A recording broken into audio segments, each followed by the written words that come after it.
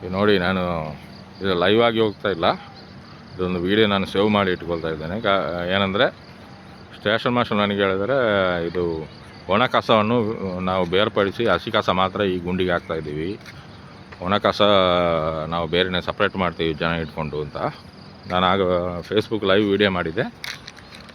ಲೈವಲ್ಲಿ ನಾನು ಹೇಳಿದೆ, ನೋಡಿ ಇಲ್ಲಿ ಗುಂಡಿ ತೆಗೆದಿಟ್ಟಿದ್ದಾರೆ, ಈ ಗುಂಡಿಗೆ ಇವರು ಹಾಕ್ತಾರೆ ಅಂತ. ಅದು ನೋಡಿದರೆ ಏನೋ ಗೊತ್ತಿಲ್ಲ. ನಾನು ಮತ್ತು ಈ ಕಡೆ ಬರುವಾಗ ಸ್ಟೇಷನ್ ಮಾಸ್ಟರ್ ನನಗೆ ಸಿಕ್ಕಿ ಹೇಳಿದರು, ನಾವು ಹಸಿ ಕಸವನ್ನು ಗುಂಡಿಗೆ ಹಾಕ್ತಾಯಿದ್ದೀವಿ. ಹಾಗೆ ಹಸಿ ಕಸವನ್ನು ಗುಂಡಿಗೆ ಹಾಕಬಹುದಾ ಅಂತಂದು ರೂಲ್ ಇದೆ ಅಂತ ನಂಗೆ ಗೊತ್ತಿಲ್ಲ. ಒಣ ಕಸವನ್ನು ಬೇರ್ಪಡಿಸಿ ನಾವು ಅದು ಪಂಚಾಯತ್ಗೆ ಒಪ್ಪಡಿಸ್ತೀವಿ ಅಂತ ಹೇಳ್ತಾ ಇದ್ದಾರೆ. ನೋಡಿ, ಅಲ್ಲಿಂದ ತಗೊಬಂದು ಇಲ್ಲಿ ಫುಲ್ಲಾಗಿ ರಾಶಿ ಹಾಕಿದ್ದಾರೆ. 3 ತಿಂಗಳ ಮುಂಚೆ ಪಂಚಾಯತಿಗೆ ಕಂಪ್ಲೇಂಟ್ ಮಾಡಿ, ನಂತರ KRS ಪಕ್ಷದವರು ಬಂದು ಅವರು ಮಾತಾಡಿ, ಆದರೂ ನಮಗೆ ಗೊತ್ತಿಲ್ಲ, ಅದು ಅವರು ಮಾಡಬೇಕು, ನಮಗೆ ಹಾಗೆ ಹೀಗೆ ಅಂತ ಹೇಳ್ತಾ ಇದ್ದಾರೆ.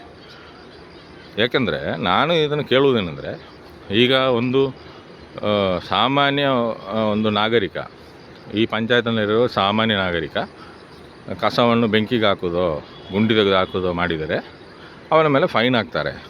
500 ರೂಪಾಯಿ ಏನೋ ಫೈನ್ ಇದೆ ಅಂತೆ. ಅದೇ ಈ ಸರ್ಕಾರಿ ಸಂಸ್ಥೆಗಳು ಅಲ್ಲ, ಸರ್ಕಾರದವರು ಹೀಗೆ ಮಾಡುವಾಗ, ಈ ಥರ ಕೆಲಸ ಮಾಡುವಾಗ ಇವರಿಗೆ ಫೈನ್ ಹಾಕೋರು ಯಾರು? ಇವರನ್ನು ಕೇಳುವವರು ಯಾರು? ಇವರನ್ನು ಕ್ವಶನ್ ಮಾಡೋರಿಗೆ ಯಾರು ಇಲ್ವಾ? ಹೇಳೋಕ್ಕೆ ನಾವು ದೊಡ್ಡದಾಗಿ ಹೇಳ್ತೇವೆ, ಪ್ರಜಾಪ್ರಭುತ್ವ, ಪ್ರಜೆಗಳೇ ಪ್ರಭುಗಳು ಅಂತೆಲ್ಲ ನಾವು ಹೇಳ್ತೀವಿ. ಆದರೆ ಇವರು ಈ ಮಾಡುವ ಕೆಲಸವನ್ನು ಕೇಳುವವರು ಯಾರು ಇಲ್ವಾ?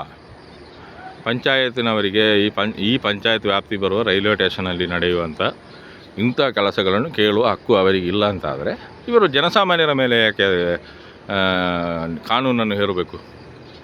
ಜನಸಾಮಾನ್ಯರ ಮೇಲೆ ಕಾನೂನು ಹೇರೋದು, ಇವರು ಸರ್ಕಾರಿ ಸಂಸ್ಥೆಗಳ ಮೇಲೆ ಕಾನೂನು ಹೇರಲಿಕ್ಕೆ ಇವರಿಗೆ 100 ಜನರ ಹತ್ರ ಕೇಳಬೇಕು ಅಂತಾದರೆ, ಜನಸಾಮಾನ್ಯರು ಯಾಕೆ ಇವರ ಇಂಥ ರೂಲ್ಗಳನ್ನೆಲ್ಲ ಇದು ಪಾಲಿಸಬೇಕು? ಜನರು ಎದುರಿನಲ್ಲಿ ಕೇಳಬೇಕಾಗ್ತದಲ್ಲ. ಅದನ್ನು ಕೇಳಿದರೆ ನಿಮ್ಮಲ್ಲಿ ಹೇಳುವ ಅವಶ್ಯಕತೆ ಇಲ್ಲ ಅಂತ ಹೇಳ್ತಾರೆ ಅಧಿಕಾರಿಗಳು. ನಿಮ್ಮಲ್ಲಿ ಹೇಳುವ ಅವಶ್ಯಕತೆ ನೋಡಿ, ಇದೊಂದು JCB ಒಂದು ನೋಡಿ, ಇದಕ್ಕೆ ಒಂದು ರಿಜಿಸ್ಟ್ರೇಷನ್ ನಂಬರ್ ಕೂಡ ಇಲ್ಲ.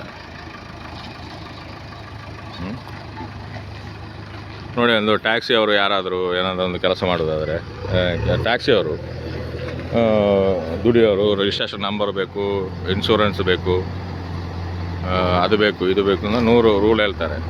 ಇಲ್ಲಿ ಕೆಲಸ ಆಗ್ತಾಯಿದೆ. ಈ ಗಾಡಿಗೆ ನಂಬರ್ ಇದೆ, ಆಯಿತಾ? ನಂಬರ್ ಇದೆ. ಓಕೆ, ನಾನು ನೋಡಲಿಲ್ಲ, ನಂಬರ್ ಇದೆ.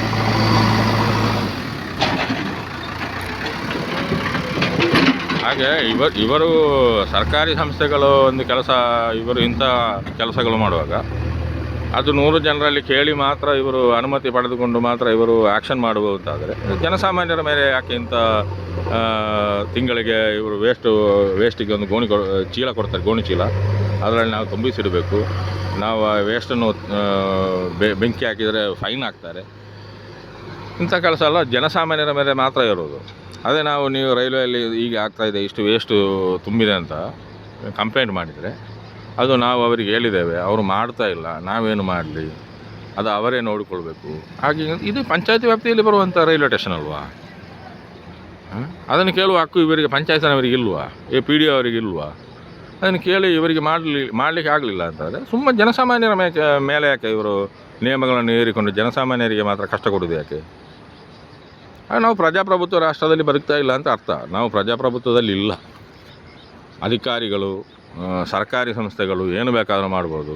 ಪ್ರಜೆಗಳು ಮಾತ್ರ ಇವರು ಹೇಳುವ ನಿಯಮಗಳನ್ನೆಲ್ಲ ಪಾಲಿಸಿಕೊಂಡು ಇವರ ನಿಯಮಗಳಿಗೆಲ್ಲ ನಾವು ತಲೆಬಗ್ಗಿಕೊಂಡಿರಬೇಕು. ಇವರಿಗೆ ಏನು ಬೇಕಾದರೂ ಮಾಡ್ಬೋದು.